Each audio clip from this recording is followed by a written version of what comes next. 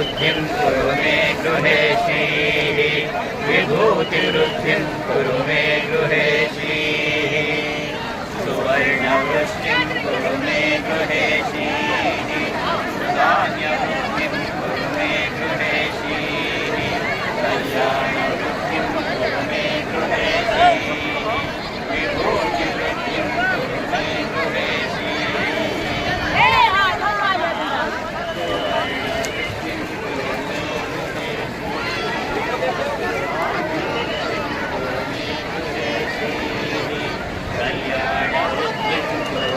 गृहे